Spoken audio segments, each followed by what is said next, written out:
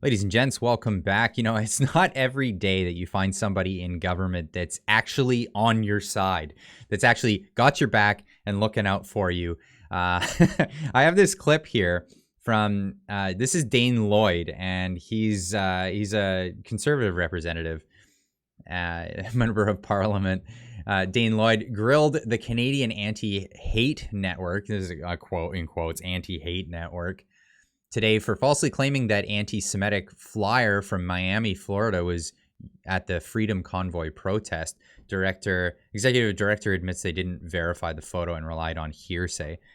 Now, I want to get into this, but I want to give you a little bit of history on what this actually is. I'll show you the clip in a moment, but I have an article here from back in February, and this is from True North. They broke this story saying anti-Semitic leaflet was a hate hoax pushed by legacy media and left-wing politicians. And we know that there was all kinds of stuff that was pushed by the media that actually led to the Emergency Act being declared on a peaceful protest. Now, it's coming out now that the people who pushed, the members of parliament that pushed for the Emergencies Act, went on CBC reports, which have turned out to be completely fabricated in many cases.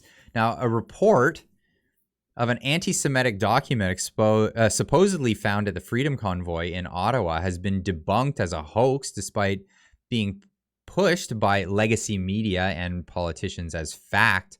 You can see here there's this post that somebody put online of a picture of something anti-Semitic. And here they have it taken by a friend in Ottawa at the occupation. Of course, it's always by a friend, apparently, in plain sight. And this is, that's the image. In a new deleted tweet, anti-hate network Chair Bernie Farber posted a photo of an anti-Semitic flyer he claimed a friend had found on the site, at the site of the Ottawa Freedom protest. Taken by a friend, of course, yes.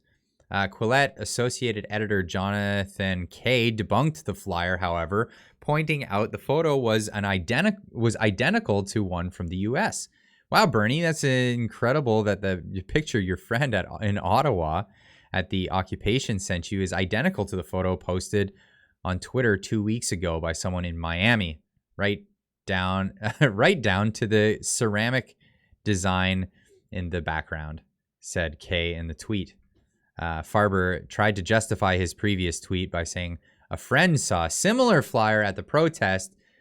The photo itself was old, originally from Miami, he said. So anyway, let's get into Dane Lloyd and what he had to say, because this is just incredible. It's just incredible.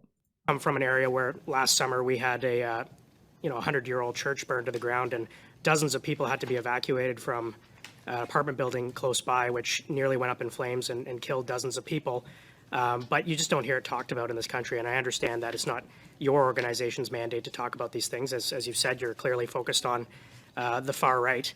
My question is, during the convoy protests, your executive director, I believe that's his position, Bernie Faber, posted a tweet with a photo of a vile anti-Semitic flyer and claimed that this flyer was that this was a picture of the flyer being circulated in Ottawa among the trucker protesters. But upon further examination, it was proven that this exact same photo was taken in Miami, Florida, weeks before the protests ever began.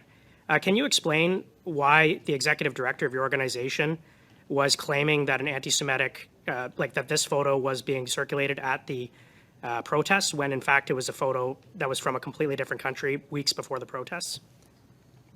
Yes, thank you very much for giving me a way to address this. So first off, that was our chair. I'm the executive director, and I was privy to the email chain that led to him tweeting that out. So what had occurred was somebody had reached out who was in Ottawa, who said that they saw that flyer there and they provided the photo. At that moment, Bernie was not aware that the photo itself was taken from an American source. What the person was trying to communicate to our organization was that they saw the same flyer, but they had attached the photo from the States. So it was our error in not communicating that more clearly, where the photo itself originated from. But what the person was reporting to us was that they had seen the same flyer in Ottawa. Thank you. So you have no evidence other than hearsay that that flyer was actually being distributed in Ottawa, correct? That is correct. We took the report from somebody on the ground, and our chair put the information out there. I would say we did see very similar messaging. In Toronto, there was somebody who was wearing a billboard with essentially the same messaging. Let's move on here. We're talking about the Ottawa protest, but I appreciate your clarification on that matter.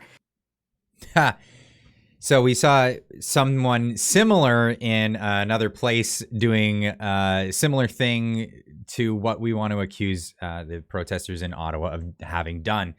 This is exactly what we're saying here, and this is what the article was running in the first place in that True North broke the story on.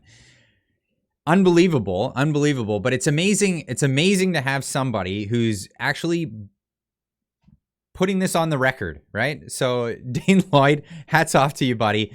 Thank you so much for representing us and showing that you'll push back. You'll push back, and he's been pushing back a lot more lately. This is a recent tweet from yesterday, I believe. It is completely inappropriate for the Liberals to try and predetermine the scope of the inquiry into the Emergencies Act.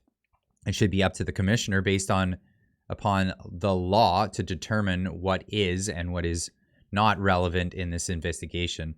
This is political interference. And man, we just gotta if you're in this guy's riding, definitely send him a letter of congratulations. Thank you so much for standing up for us and standing up for the sake of freedom and the idea that we can peacefully protest and not be slandered by individuals that have ulterior motives in this. Of course, that group that is an anti-hate group, but as we heard here, that they are only concerned about the far right, not the far left and the hate that they spew. So most of us that are in the middle are just trying to get on with our lives and try to fight for freedom and for our charter guaranteed rights.